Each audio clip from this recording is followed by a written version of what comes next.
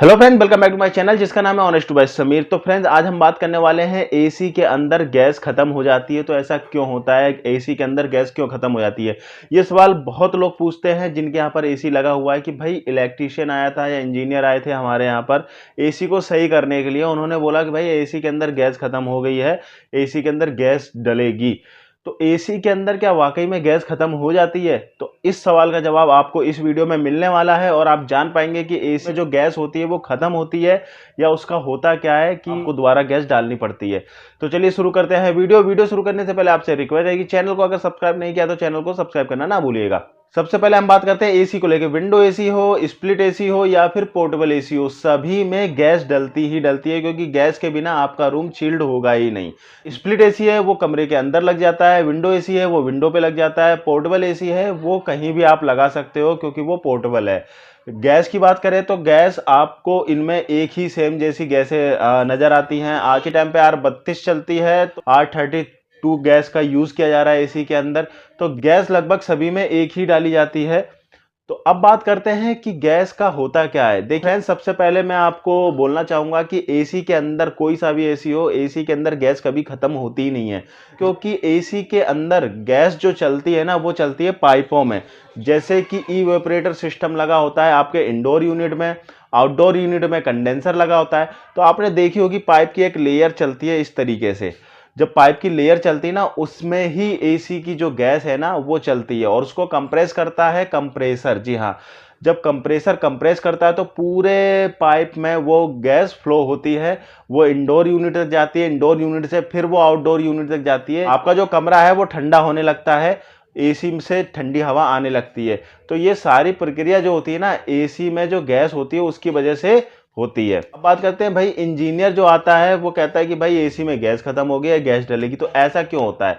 तो ऐसा इसलिए होता है कि एसी में गैस तो कभी खत्म होती नहीं है लेकिन लीक जरूर हो जाती है। जी हाँ, आपने मान लीजिए कोई सर्विस करी अपने हाथ से, या कोई इलेक्ट्रीशियन या फिर कोई इंजीनियर आए जो कि ज़्यादा नहीं जानते थे एसी के बारे में, नया नया काम सीखा था, या आपने ही कभी एसी की सर्विस कर ली अपने हाथ से। तो उस कंडीशन में क्या हुआ कि मान के चलिए आपने कोई नट वगैरह लूज छोड़ दिया या फिर आप कुछ कर रहे थे तो पाइप में किसी ना किसी वजह से आपने ऐसा कोई प्रेशर दे दिया जिसकी वजह से उसमें छेद हो गया। सफाई करते वक्त या किसी भी वक्त पेचकस प्लास ज़्यादा जोर से लग गया, पाइप मुड़ गया। तो उसकी वजह से क्या होता है, धीरे धीरे करके पूरी गैस निकल जाती है एसी के पाइप के अंदर से।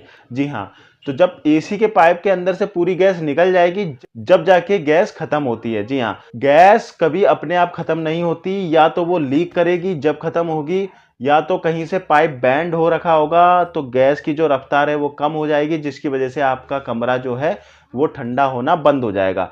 तो ये ध्यान रखिएगा कि एसी में कभी गैस खत्म नहीं होती, लीकेज की वजह से ही गैस खत्म होती है। अगर कोई भी इंजीनियर आपसे ये बोलता है कि भाई एसी में गैस खत्म होगी तो उससे ये पूछिए कि भाई कैसे गैस खत्म होगी, ये कहाँ से लीकेज हुआ है, कौन सा पाइप डैमेज हुआ है जिसकी वजह से आप बोल रहे हैं कि एसी की गैस खत्म होगी और इसमें गैस डलेगी।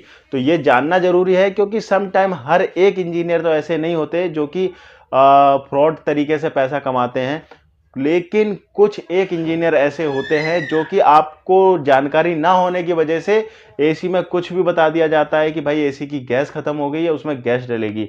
पर ऐसा होता नहीं है। एसी की गैस जब भी खत्म होती है जब वो कहीं से लीक कर रही है, और उससे पूछिएगा कि भैया कहाँ से लीक कर रही है, किसकी वजह से ये एसी की गैस खत्म हुई है। तो एसी की गैस खत्म नहीं होती फ्रेंड्स, लीक होती है। चलिए फ्रेंड्स, अब बात करते हैं एसी की जब गैस लीकेज होने लगती है तो सिम्टम क्या आते हैं। तो सबसे पहला जो सिम्टम होता है ना वो आता है कि आपका जो कमरा है ना वो ठंडा होना बंद हो जाएगा। जी हाँ, जैसा पहले करता था वो कमरा अब ठंडा होना बंद हो जाएगा। आपको फील होने लगेगा कि एसी उसी तरह से चल रहा है जैसे पहले चलता था, लेकिन कमरे में जो कूलिंग है वो कम हो गई है। पहला सिम्टम ये होता है। दूसरा सिम्टम जो होता है वो ये होता है कि आपके एसी में डोर यूनिट में आपको हल्की हल्की बर्फ जमने लगेगी। जी हाँ, उसके ऊपर बर्फ की हल्की हल्की परत आ जाएगी, तो आप समझ जाइएगा कि एसी की गैस जो है वो लीक हो रही है। तीसरा सिम्टम जो होता है, सम टाइम जब भी आप सो रहे हो रात में या दिन में कभी भी एसी चालू करोगे तो उसमें जैसे पंचर होता है ना, पंचर की जब जब किसी टायर से हवा निकाली जाती है उसमें आवाज़ आती है, सेम वैसी ही आवाज़ आपको सुनाई देगी कभी कभी। तो आप समझ जाइएगा कि एसी जो गैस है वो लीक हो रही है। तो ये तीसरा सिम्टम है एसी की गैस लीक होने का पहचानने का। तो इन सिम्टम्स से आप पहचान सकते हो कि एसी की गैस वाकई में लीक हुई है या नहीं हुई है। आई होप कि आपको ये वीडियो पसंद आया होगा। अगर वीडियो पसंद आया तो चैनल को लाइक एंड सब्सक्राइब करना ना भूलिएगा। Thank you so much video देखने के लिए। धन्यवाद।